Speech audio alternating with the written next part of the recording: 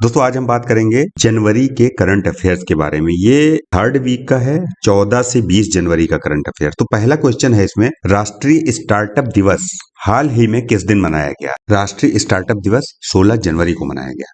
त्रिपुरा, मणिपुर और मेघालय ने अपना राज्य दिवस निम्न में से किस दिन मनाया?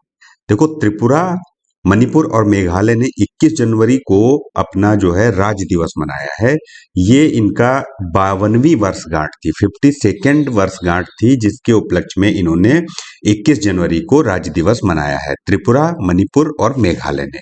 डेट है 21 जनवरी, तो इसमें हम इस पर टिक करेंगे फोर्थ ऑप्शन पे। निम्न में से कौन सी कंपनी हाल ही में 2010 के बाद पहली बार टॉप स्मार्टफोन निर्माता कंपनी बनी है? ऑप्शंस हैं आपके पास, सैमसंग, एप्पल, वन प्लस या सोनी।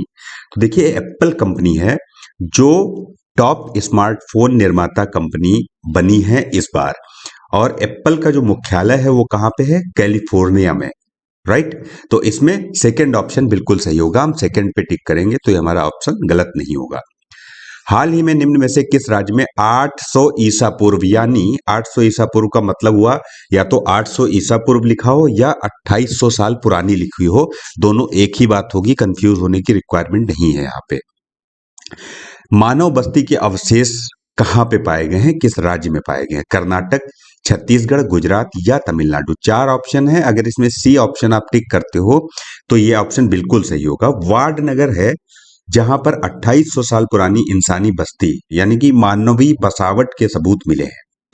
इसको जो इसका उत्खनन किसने किया है? खड़गपुर आईआईटी ने और एएसआई के नेतृत्व में 7 साल से यहाँ पे खुदाई चल रही थी। तो इसमें गुजरात, थर्ड ऑप्शन सही है, गुजरात का वाडनगर।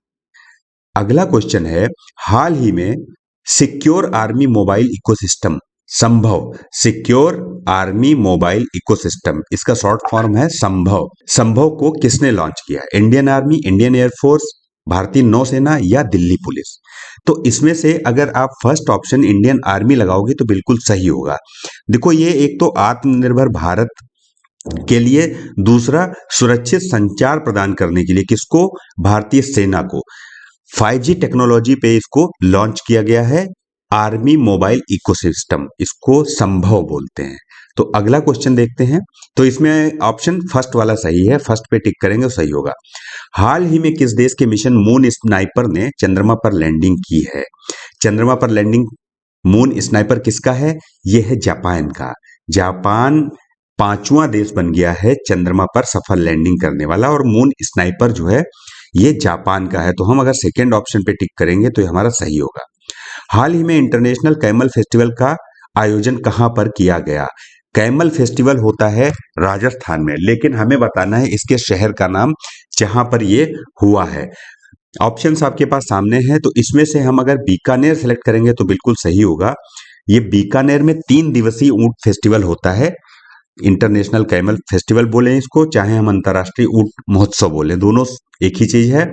ये बीकानेर में 3 दिवसीय महोत्सव का आयोजन किया गया। अगला क्वेश्चन है, हाल ही में कौन सी भाषा भारत की 9 शास्त्रीय भाषाओं में शामिल होगी? ये भाषा है फारसी।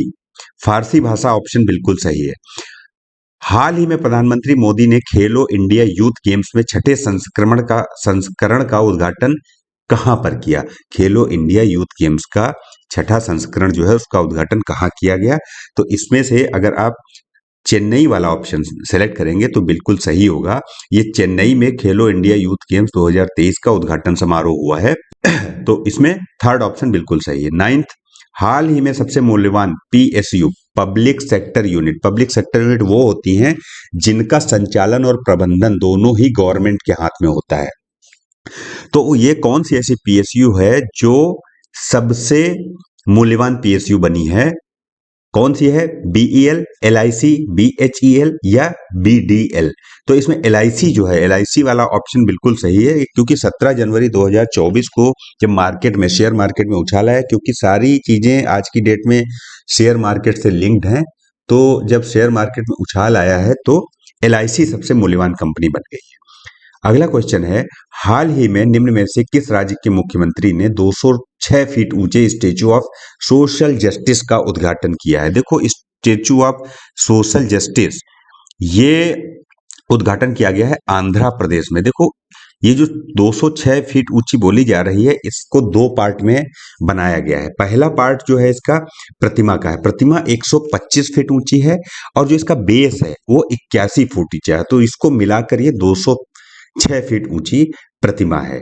स्टेचू ऑफ सोशल जस्टिस, ये जो है डॉक्टर बी आर अम्बेडकर का स्मृति वनम के नाम से भी जाना जाता है। ठीक है, डॉक्टर बी आर अम्बेडकर का स्मृति वनम, इसके नाम से भी इसको जाना जाता है। किसको? स्टेचू ऑफ सोशल जस्टिस को। अगला क्वेश्चन है, मेघालय खेलों के 5वें संस्करण का उद्घाटन किसने किया? देखिए इसमें ए ऑप्शन, फर्स्ट ऑप्शन बिल्कुल सही है, राष्ट्रपति द्रौपदी मुर्मू। अगला क्वेश्चन है, हाल ही में नौसेना, भारतीय नौसेना ने अपने किस जहाज को सेवा मुक्त किया है? देखिए वैसे तो 3 जहाज सेवा मुक्त हुए हैं एक साथ। एक तो युद्धपोत अपना था चीता, दूसरा गुलदार और तीसरा कुंभीर। इन तीनों को इन्होंने 40 दशक तक सेवा दी भारत को और उसके बाद 12 जनवरी को इनको सेवा मुक्त किया गया। लेकिन हमें पूछा गया है इन ऑप्शंस में, तो चीता ऑप्शन केवल सही होगा। तो सेकंड ऑप्शन पे अगर टिक करेंगे तो आपका सही होगा।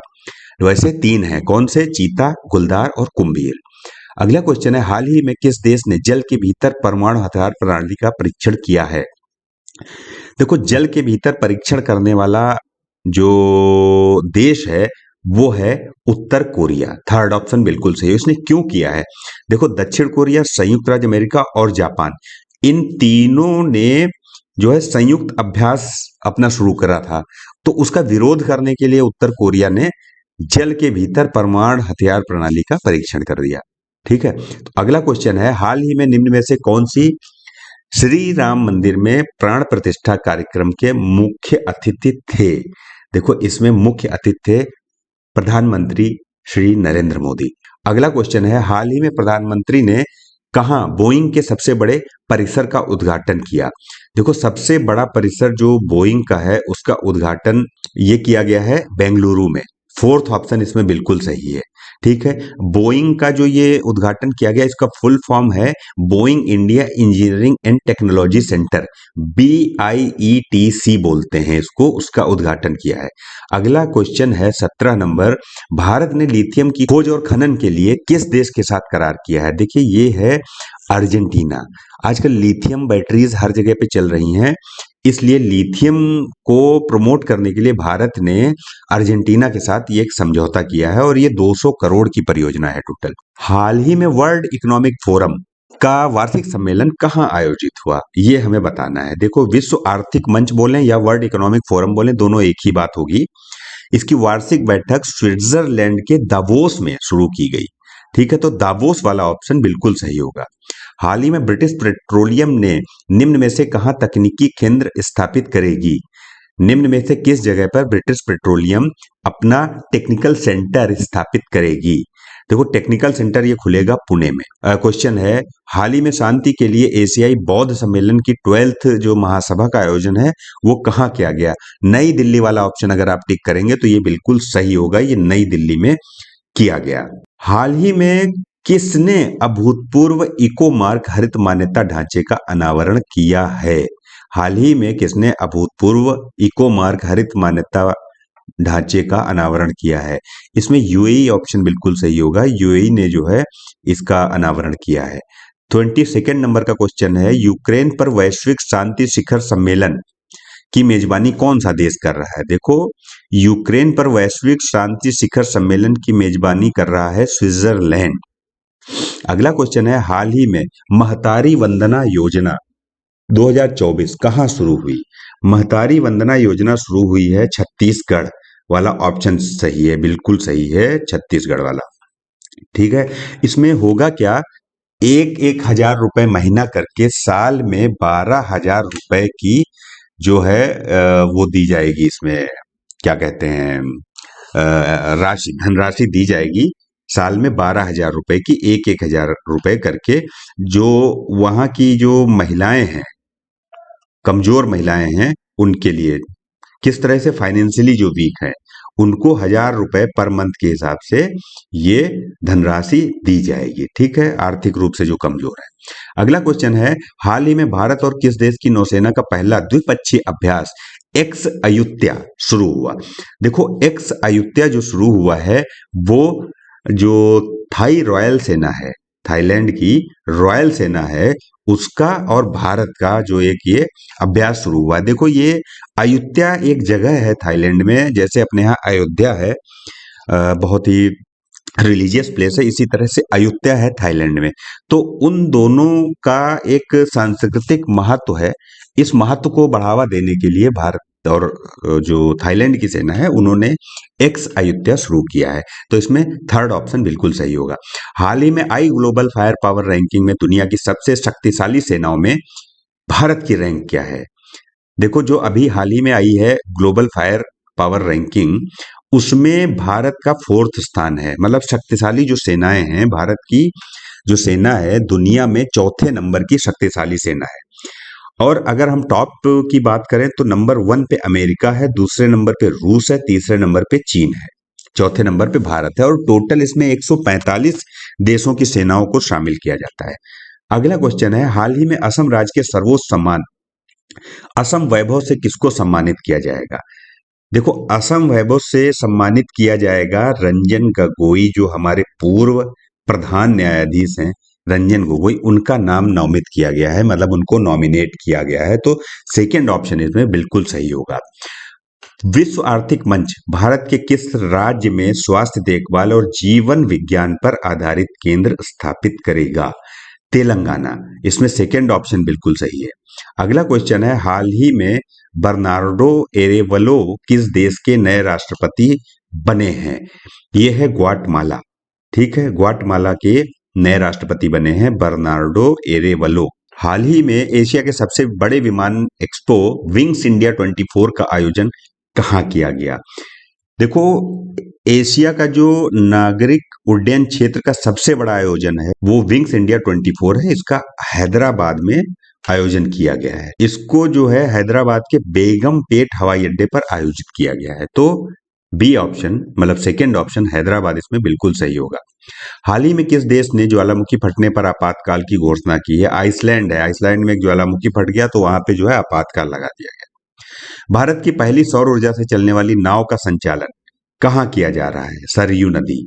बिल्कुल पक्का याद कर लीजिए, इस तरह का ये जो नई नाव है ना, ये नाव का जरूर क्वेश्चन एक आएगा, सौर ऊर्जा से चलने वाली नाव, और राम मंदिर पे जरूर आएगा क्वेश्चन। हर वर्ष नेताजी सुभाष चंद्र बोस जयंती मनाई जाती है। देखो, नेताजी सुभाष चंद्र बोस जयंती मनाई जाती है 23 जनवरी को, और 23 जनवरी को ही नेताजी सुभाष चंद्र बोस की जयंती के दिन पर हम क्या मनाते हैं बताइए? पराक्रम दिवस मनाते हैं। ठीक है, जैसे 25 दिसंबर को मनाते हैं हम क्या?